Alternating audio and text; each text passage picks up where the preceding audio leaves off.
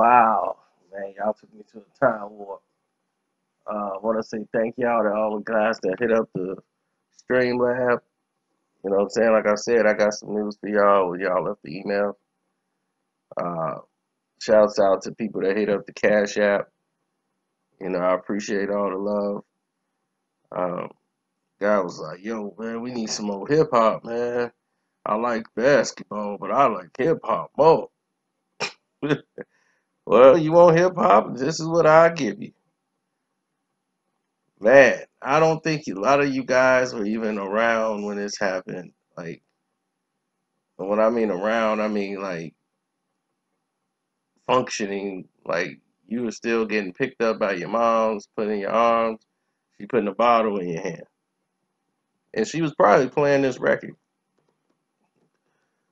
Mobb Deep just came off their biggest album of all time. Almost selling 3 million records with their third CD, Murder Music. Now, that was based off the strength of Quiet Storm. The remix with Little Kim and all of that was just, the beat was incredible. It was sick. And everybody was in love with the song. And it just transferred over.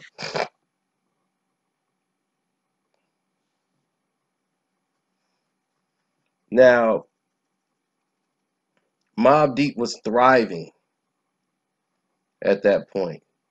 Prodigy just dropped his HNIC album, and it was got rave reviews, but didn't sell as much because the advertisement was pretty unstellar at the time. So Prodigy was a little upset at how his marketing was handled for HNIC. The album was pushed back a lot, and due to the pushbacks and everything else, it came out and it disappointed when it dropped, that it wasn't marketed the way it should have been. And songs like DMX coming out with his songs, and whenever DMX drops something, it's selling 2, 3, 4 million.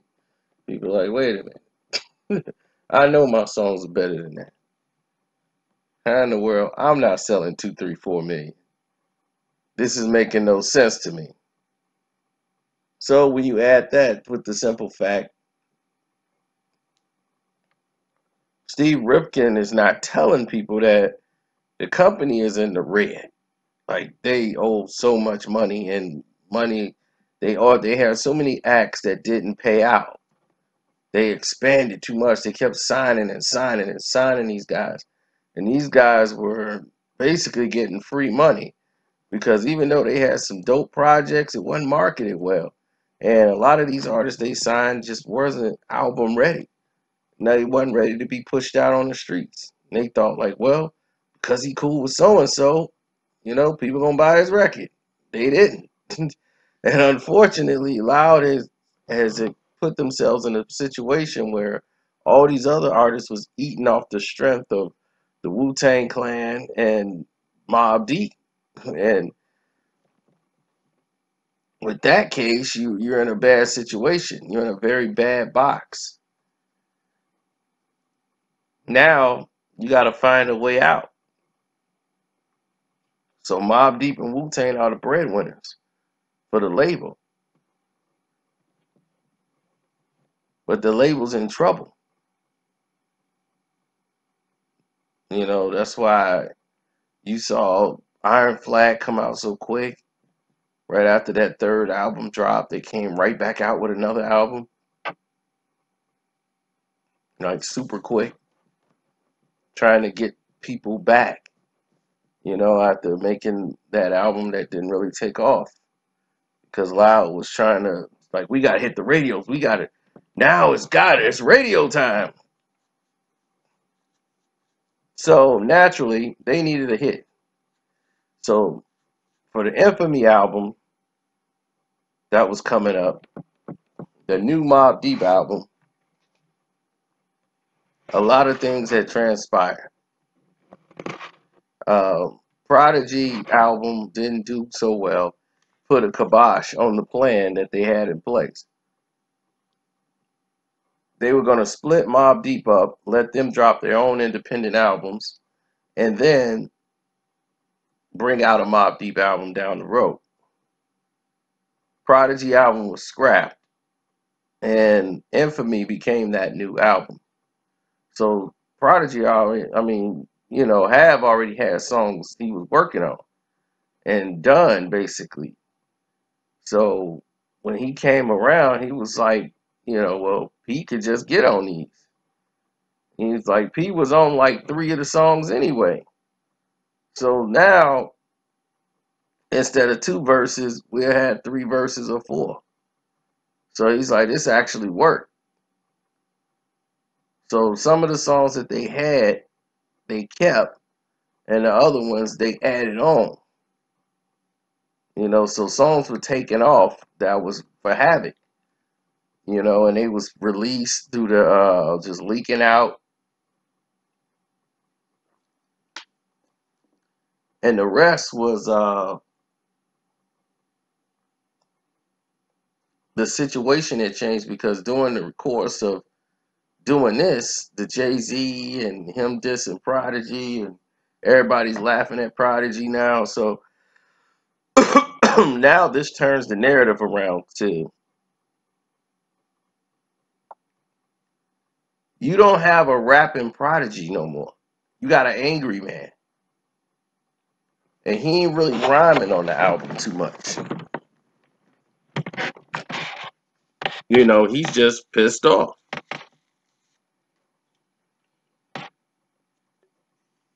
So you're getting the thoughts and views of a man who's pissed. And you got to deal with that now. You got to deal with a pissed, angry man.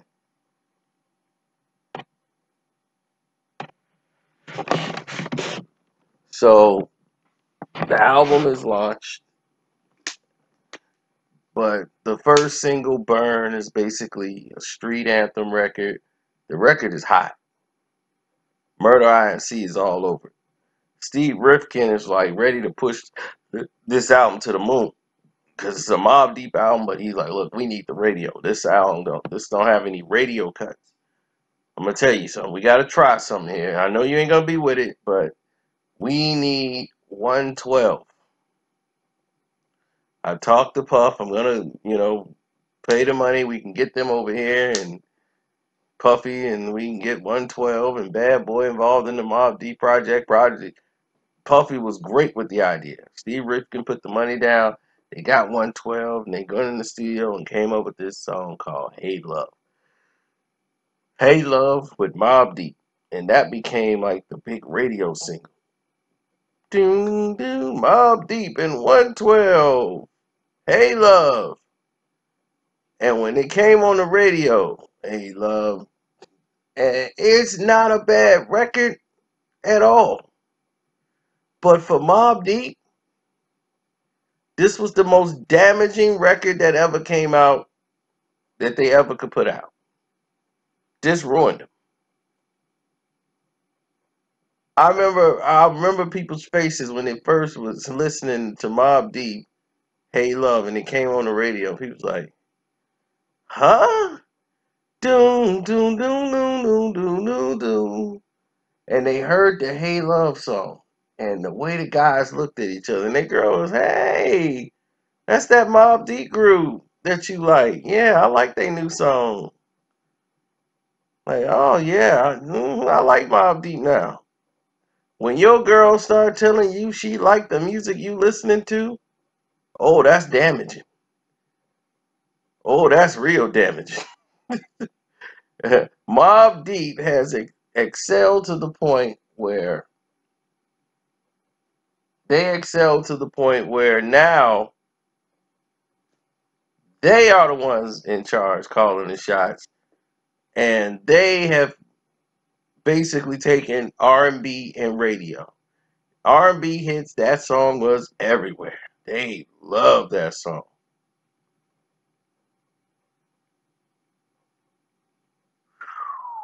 It was monumentally damaged.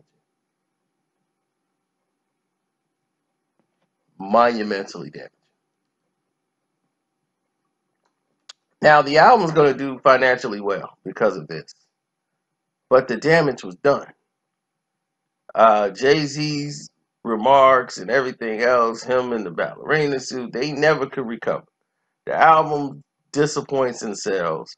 It doesn't even sell 1 million records, even though the single Hey Love did great. So now Mobb Deep album has fallen. Market has fallen from the album. Loud Records is about seconds from exploding. And what Steve Rifkin did was basically sign them all over to Sony and screw them all the way up. So they were just all screwed all together. But this was the most monumentally damaging moment for them was Hey Love. Then they had that other song. Dun, dun, dun, dun, dun, dun, gonna get you, girl. That was next. Real Mobb Deep fans didn't like that song at all, but a lot of people who were R&B people who remember Mobb Deep from Hey Love, this song followed it.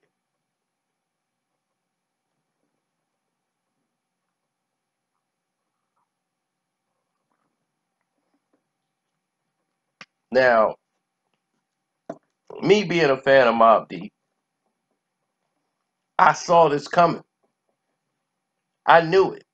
I said, it don't matter. This song here is a song that Mobb Deep don't need to make. When everybody thought Mobb Deep was going to cross over, because every group normally waits to that third album to try something new, and it's like the crossover album, the Let's Get the Money album, and Mobb Deep didn't do that. That third album on Murder Music, they came even harder than they did just the first two. They like tripled down on it. Then they got Little Kim on there, and it just happened to pay off. But the album itself is hard. Then you listen to Infamy. Infamy's hard.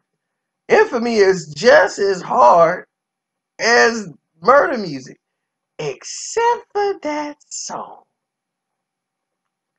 And you can feel the mind state of P. He ain't connected. Have is connected. P isn't. He's pissed off. And the songs is coming off pissed off.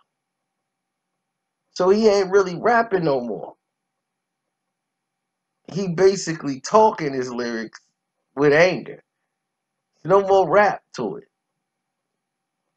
So that's why the people was mad. Have them passed him up. I'm like, well, P wasn't really rapping. He was venting. He's mad. So there was a difference. I know the difference. So when I listened to it, that's what I was hearing. I was hearing an angry P. Jay's song Takeover threw him off his square, and the people's reaction to the song took him off his square. He couldn't believe people had this kind of outlook on him. It was just a whole difference at that time. Because before that, nobody said nothing to Mobb Deep besides Tupac. Like publicly, everybody else, they ain't say nothing. He took the Mobb Deep challenge.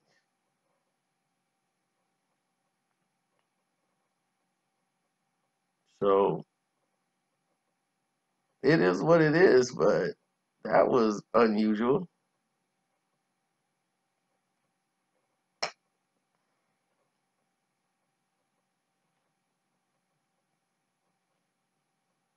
Now, the way I see the situation is years from now when we look back and we look back at the career of Mobb Deep, where would you rank them? I say they had some of the greatest hip hop albums of all time. Consistently giving you great hip hop records. I can honestly look you in the eye and say that's what they did.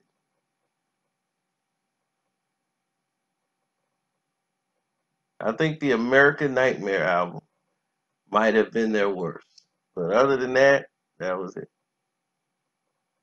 They gave us stellar work all the way through.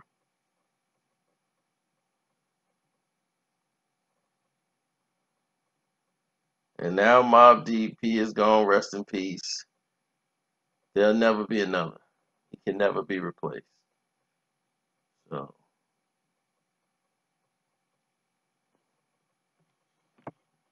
on that note, I'm out. And don't forget to subscribe too.